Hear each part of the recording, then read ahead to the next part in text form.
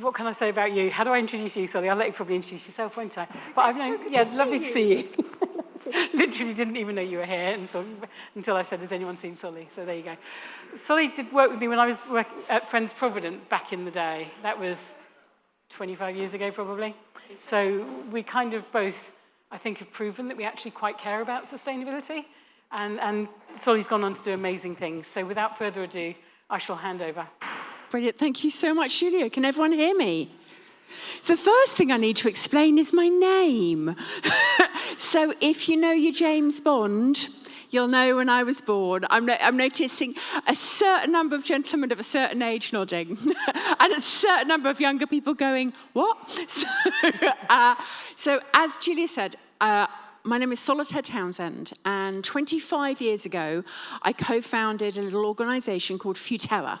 And Futerra's purpose was to work on the public engagement and communication around sustainability issues. Now, 25 years later, we have offices in London, New York, San Francisco, Mexico City. We work across the world. We're a climate solutions provider for the UN.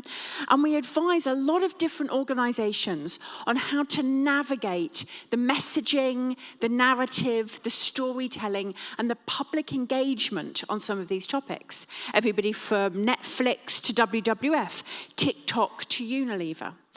And what I'm going to spend the next few minutes talking you through is where we are at the moment. And I noticed that on that guidance that you're producing, public attitudes and public engagement with these topics is listed, and I'm so pleased to see that, because too often in this industry, it's almost as if we operate in a bubble, as if we were separate to the public, even though, of course, that's who we ultimately serve. And public attitudes, media, what people are talking about on TikTok, what's going on in the newspapers, all affect how our clients, our customers, take their decisions. So I'm going to take you through just a moment of where we are at the moment in all of this and a bit of advice. And I'm looking at the clock here. I'm hoping to end with time for questions. Because if this whole communications, messaging, and particularly the public narrative right now is something that you've got questions about, I am totally here to answer it. So just for a second, where are we? I feel that we sit right now in a choice between an extractive and an exploitative economy, one where we will pass 1.5 degrees of global warming, one where we will not meet the Sustainable Development Goals, one where we are facing the 6th mass extinction, human beings acting as if we were an asteroid in terms of the rest of life on the planet, and where more human beings live in modern slavery in terms of headcount than people living in slavery at the height of the transatlantic slave trade. That's the extractive and the exploitative economy. Many of the basis, many of the rules, many of the assumptions about this economy were laid down by the Victorians, who overall were very nice people, but perhaps didn't quite understand some of the modern science that we do today around the impacts of some of these choices. On the other side, we have this solutions economy, the fact that more people in India work for cooperatives than for capitalist business, the absolute upswing of interest in some of these topics, particularly in Asia right now, and all the opportunities that we have to build an economy to solve some of those issues that the economy before caused. And how are we doing on that? Well, as Julia just reminded you all, I've been doing this for quite a long time. So I did a master's in environmental science back in the 90s. And back in the 90s, we had all of the Rio Earth Summit, etc. We planned that we were going to do more every year, that every single year, the whole world would take more action. Incrementally, would build up on renewables, would build up on commitments, would build up on investments. And every year, we would do better than the year before. And we totally haven't.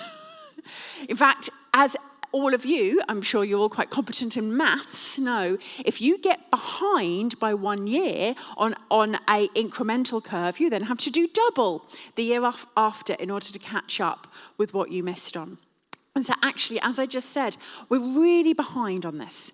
However, I've had the opportunity to work with some of the best sociologists and psychologists in places like Oxford University over the last few years, and they've told me, that was never how change was going to happen. Human beings, human systems, human economies, human industries don't change incrementally.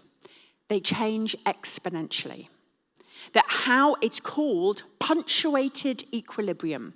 That actually human beings like equilibrium. We like everything to stay the same. We like everything to be as we expected it. Equilibrium is good for economies, it's good for humanity, it's good for raising kids in equilibrium. You know that tomorrow will be pretty much the same as yesterday in terms of the availability of food and water and energy. So we like equilibrium. So we stay in equilibrium, and there's an awful lot of capex that's been sunk in the equilibrium, there's lots of power in the equilibrium. So we stay within equilibrium systems far past the point when they were actually serving us. We stay when actually they're still causing us problems. We stay in situations even in our own lives where actually we probably should have left that situation or changed that situation years before, but we're so minded to equilibrium that we stay.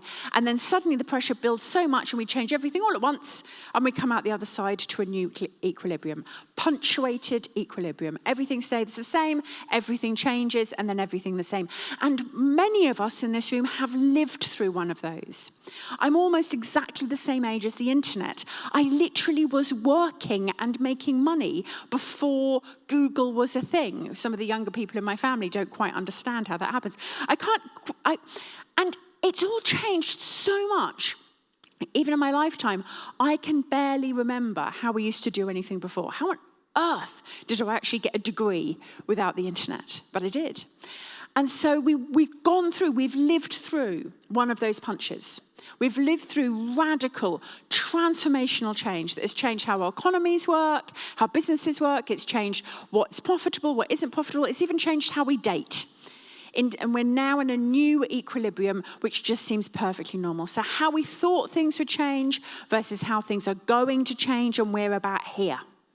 So we are just on the beginnings of the upswing. Now, the upswing is not guaranteed. There are forces in the world, many of which I'm sure you've been talking about, which would very much like us to keep us within the previous equilibrium, even though that equilibrium is not sustainable.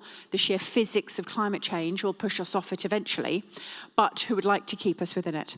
But particularly when you're going through one of these major changes, and the energy change we're going through is one of them. There's been previous eras when there's been these major changes. And there's always people who say it's impossible. This is my favorite one. Rail travel at high speed is not possible because the passengers, unable to breathe, would die of asphyxia. By the way, as ladies, apparently your womb was also going to fall out if you got onto a high-speed train. Clearly, they didn't know at the speed at which British Rail tends to go.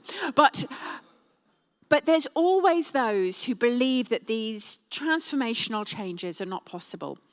And of course, you know better than I some of the numbers that we've seen, particularly about renewable energy adoption. The fact that last year China bought online more renewable energy than the rest of the world combined.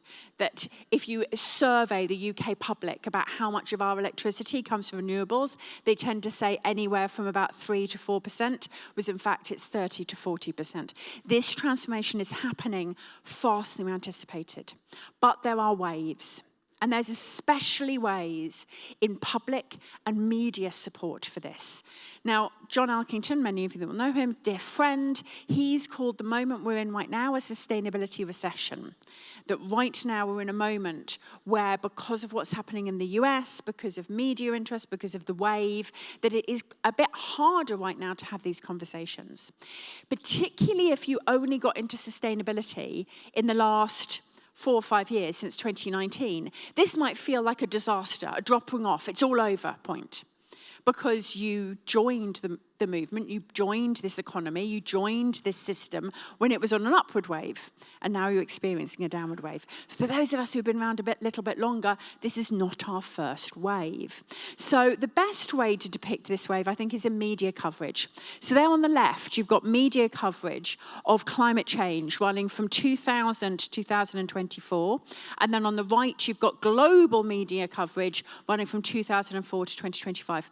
So what you can see on that left-hand side is you can see that the first wave of media interest around this, which happened around the millennium, the second wave that was running up to 2008 through to 2010, and then you've got the third wave, which really was driven to much higher heights during the social good media coverage that happened during and after the pandemic.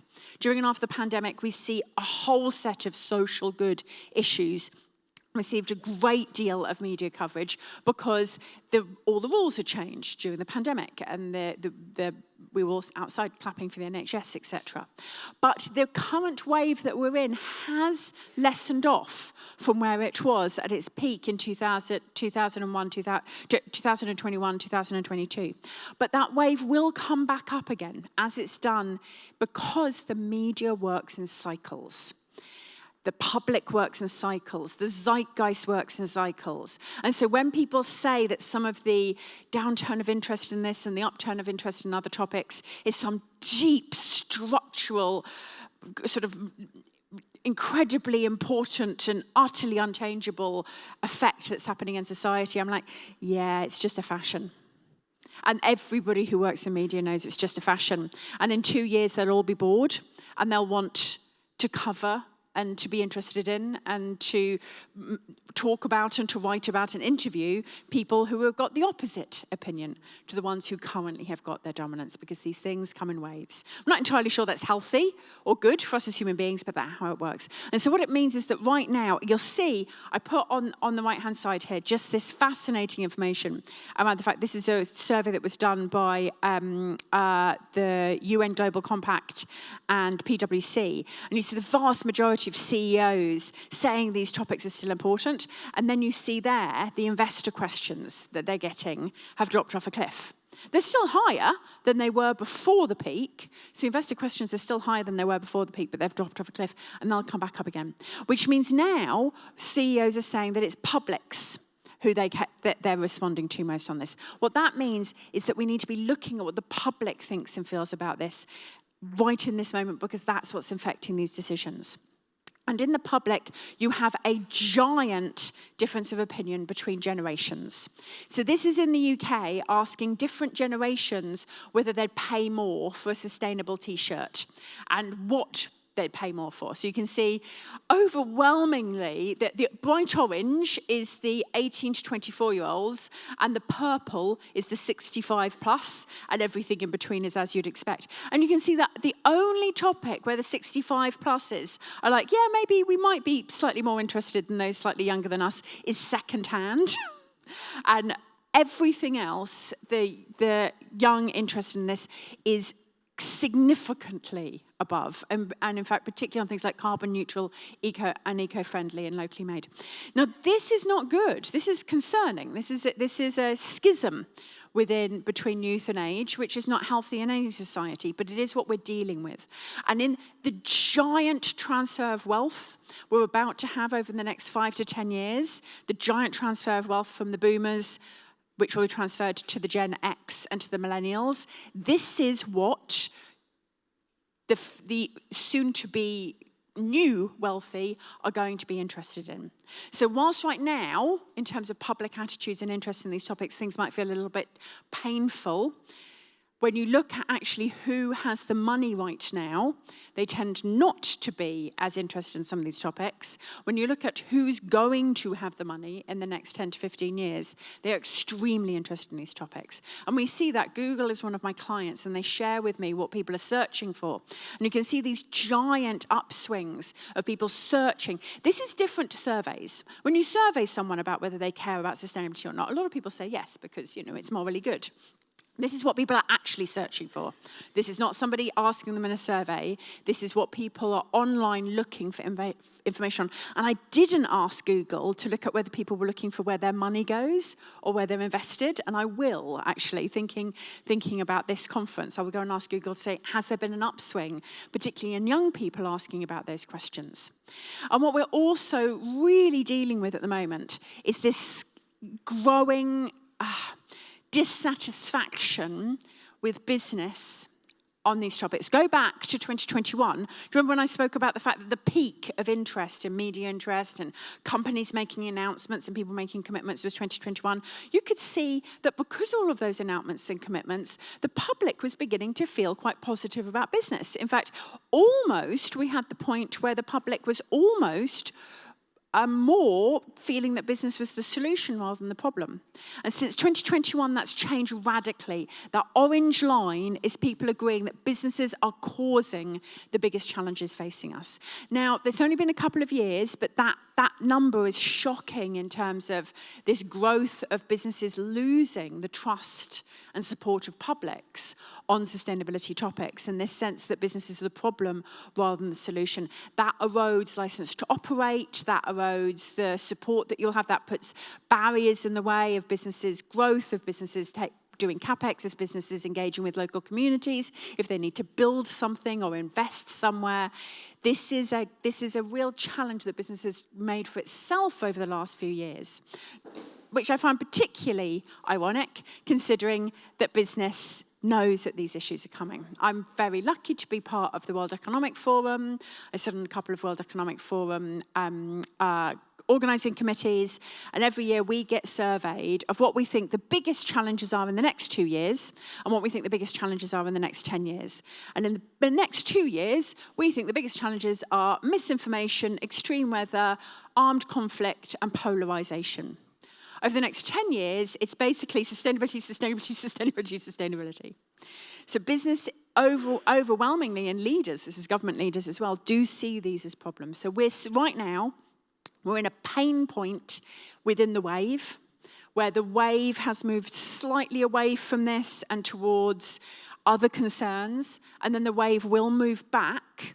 And when the wave moves back, particularly in terms of the generational transfer of wealth, those of you who have built expertise in sustainability will be extremely well placed to be able to offer the kind of solutions that those who are going to be inheriting wealth over the next 10 years really want answers to. I'm just going to run through a quick couple of words of advice about communicating in this moment, in this pain point, because we all know how to communicate during the good times. Everyone's asking us for it. So how do you communicate during the difficult times? Well, first of all, you always need to, and in fact, this is exactly what Julia was saying, you need to show that this is mainstream and just part of doing business as usual, that this is not an alternative. I was part of helping to convince the alternative energy community, the wind turbine companies particularly, to rename themselves as renewable.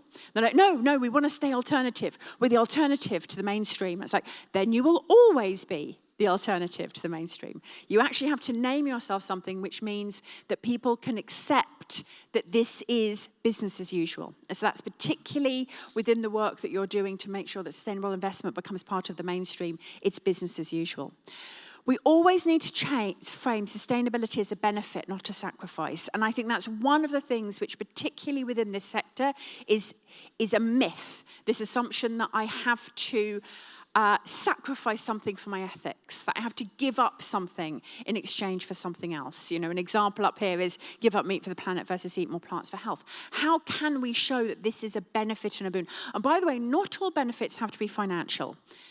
In your sector, most of them have to be financial, but not all of them have to be financial. In the advertising and marketing sectors, we also talk about social and emotional benefits, particularly if someone has the myth that this is going to be a sacrifice, and you show them that it's not, you also need to feed their emotional well-being for taking this decision. If someone's taking an ethical decision, they want to, attaboy, well done.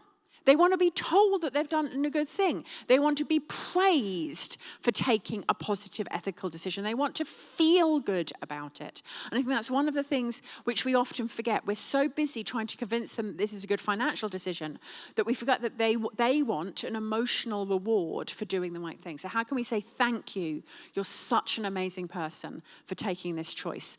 Aren't you good? We want to personal benefits, always motivate people more than collective ones. This is one of my favorites. This is the Nike Considered shoe, which was sold in 2004, which was 30% waste. It was sold as green. Doesn't look like a Nike shoe, does it? But actually, gutted that I didn't buy some back then, because you can sell them for a packet on eBay now, because they obviously didn't sell very well, so they're now a collector's item. Whereas actually the Nike Flyknit, which was 60% less waste, a much more sustainable product, it actually sold so much better because it was sold on speed. And we believe stories over facts. So one of the things to do is, rather than to show your customer all the facts of how these programs are going to perform for them, rather than show them the numbers of what they can expect, tell them about somebody else who invested the same way that they invested. Tell them about Jill, who invested in this way, and this is how it performed for her, and this is how she felt about it. Because human beings believe stories more than we believe facts. If I'd been involved in building human beings, I'd have built them in a different way. But that's just the way. We believe stories more than we believe facts. So if rather than blinding with the numbers, if you tell somebody a story of somebody else who took these decisions in the way that you're hoping they're going to take decisions and how happy they were with it, they're much more likely to believe you. I'm just going to leave you, and we've got a couple of minutes for questions, with just a couple of thoughts about framing in 2026.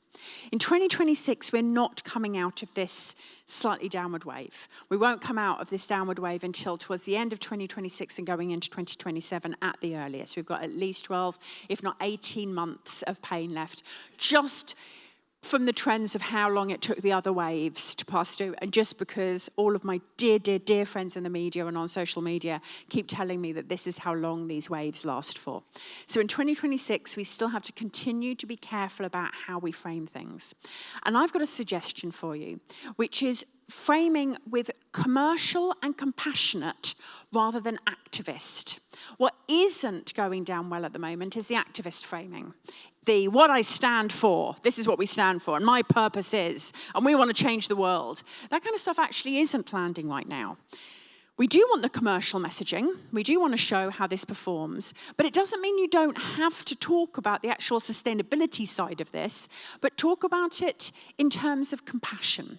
Talk about it. We need to bring back some of the language about caring, about being a good neighbor, about doing right, about being responsible, about fostering trust. Some of this language is much more welcome at the moment than some of the activist language. Don't worry, the activist language is coming back. It will come back again in 18 months' time. But right now, for somebody who might be turned off by some of that language, who might be scared of it, who might be anxious about it, who might not see that it meets or fits them, this language and even these kind of words might help them come on board. Now, I'm a pragmatist. I am an activist. I've been doing this my whole life, and I will be doing it for as long as I can stay standing. But what I learned a long time ago is that the messages that turn me on only turn people like me on, and there's only a certain number of us in the world. And it turns out we've recruited every single freaking person like me who's already part of this. Every single person who's kind of programmed to feel passionately and even angry and rageful and pushy about these topics. Every single one of them is already within the climate and environment movement, and we're not enough. We are not enough. And so a long time ago, I learnt that if I actually wanted to change the world, I was going to have to suck it up and realize that my job is to reach people in ways they want to be spoken to about this, to frame this in the way that they would frame it. It's all the same stuff, same product, different packaging, to actually take the topics and the things which the science tells us, let alone anything else, so the morality that the science tells us is necessary, and to find a way to tell that story in a way that would engage people where they are, rather than where I wish everybody was. Because, of course, ultimately, we want to do this. We want to push out that extractive and exploitative economy with a solutions economy that is bold and strong and healthy, and a solutions economy that is going to deliver for everybody within the economy. We want to live in a world of 10 billion people, if that's how many we're going to have, 10 billion free, healthy people living within a recovering environment. And it's really hard to say that out loud because we're so used to the opposite. So I think we've got about 1 minute if anyone's got any questions. I'd love to help out, particularly if anyone's facing a challenge right now. I'd happily help. Yeah. Maybe my mic's on. And I think this is all phenomenally important because obviously I pull back into, I bounce between activist and pragmatist, and it's really hard. So please ask questions. You're not going to get this opportunity very often. Sam? Yeah, thank you very much. Great presentation. I'm wondering what to do with terms that are important to us in the industry, like ESG, in these times. Do we abandon them because they've been, misused and co-opted for other purposes, or do we defend them? So this is a question I get asked quite a lot, and have been asked quite a lot over the last 25 years, because this ESG is not the first language we used for this. We had CSR, we had sustainable investment. The language moves on. Again, some of you might be too young to remember Madonna. But do you remember how Madonna would just reinvent herself every 5 or 10 years? And suddenly there'd be a new Madonna era, and suddenly she'd be into cowboy songs or what have you. We need to be the same. We need to reinvent ourselves every few years. That's how language works, particularly how branding works. So right now, within official channels and where ESG is the terminology that is agreed upon, I'm using it. I'm not using it with the public, not least because the public don't know what it means, which means it can be co-opted, and it can be weaponized against us. Any language that the public does not understand, including net zero, by the way, not even ESG, means someone else can fill it full of meaning. So and it takes a little bit longer because you haven't just got a nice acronym, but I tend to talk about we need to invest in ways that are good for our children and the planet. It's the same friggin' thing. But just again, trying to think about a way that I used to say, I need to explain this to my 8-year-old niece and my 80-year-old grandmother. And if I can use language that my 8-year-old niece or my 80-year-old grandmother understands, I'm probably okay. So I would not throw ESG out right now, not least because it's so built in so many ways. But I would keep it on a very short leash in the places where it needs to exist. And then wherever you can, particularly in terms of public, or even customers or public consumers, I would use avoiding pollution, investing for our children's future, all those kind of all that language which people understand, which means it's almost impossible to weaponize it against us because people actually understand it. And then within the next 3 or 4 years, we'll probably find another term than ESG, and then it will just automatically change. So I'm aware we're running 2 minutes over for the first time today, which is not good, but I do think this is an important session, so we can take one more question if anyone would like to ask. At the back over there, Fiona. I'm so sorry, Julia. I'm your one running over speaker. I feel terrible. I'll wrap up more quickly at the end. It's not a problem. You seem very confident, positive, hopeful, buoyant. I was wondering if you have any personal practices that keep you there, because there are times when I find myself going into a very hopeless place, and I don't think I'm a very good advisor when I go there, but it's hard not to be swept away sometimes in the negativity. So. Oh, yeah. I have the incredible privilege of working with a whole load of intergovernmental panel on climate change scientists, folks like Johan Rockström and I get to see, and I'm so sorry, I apologize, but I'm going to just say this, I know exactly how fucked we might be, in far more detail than most of the general public does. But I also have the incredible privilege of getting to see so many of the solutions and to travel the world and see how many, in this room, you've got a good number of people. You are part of thousands, hundreds of thousands, millions of people who actually want this to happen. So the people are what keeps me going. The other thing I realized a long time ago is the future doesn't give a damn how I feel. Change doesn't give a damn how I feel. The people who are suffering right now don't give a damn how I feel. And climate change doesn't give a damn how I feel. So me being miserable and unhappy and scared and anxious, the only person that helps or hurts is me. And so a long time ago, and it all gets a bit zen, a long time ago I was like, who the hell knows? We might get hit by an asteroid tomorrow, or aliens might come down and save it all for us tomorrow. Nobody knows what the future will hold. Absolutely nobody. And anybody who says, we know this is exactly what's going to happen with climate change, or this is exactly what's going to happen politically, is lying. Things could be great, things could be awful. One other thing, and this is going to sound a little bit weird, is I'm 51. In terms of where climate change is, I won't get to see us solving this. It will be solved. It will absolutely be solved. I have no doubt about that. But I'm not going to get to see it. I'm not personally going to get validated. All the efforts, the pain, the blood, sweat, and tears I've put into this, parts per million of carbon dioxide in the atmosphere isn't going to validate me and start going down just to make me feel better during my lifetime. In terms of the timescale that we're working on, it's my kids and my grandkids and the members of they will see the impacts of what I'm having. I won't see that. So that's also another thing, which is do all this because it's the right thing to do. Do it because it's worth doing. Do it because the only reason why the world isn't awful for many of us today is because people before us did the right thing even though they didn't get to see the outcome of what they did. And that's a way to stay positive. So sort of do all the work, but stop feeling good or bad about whether it's having any impact, because you will never know. Chances are the biggest impact I will have in my whole career is somebody in this audience might go, oh yeah, I might work on communications a bit, and they'll go out and make a huge difference. And I will never know. So you'll never know the impact you'll have. You'll never see the impact that it has. As the world gets better or worse or wonderful or bad, the only thing you can keep doing is to keep doing what you think is right because it's right, and then kind of let go of everything else that's happening in the world. That was a bit emotional as the end, and communicate about it.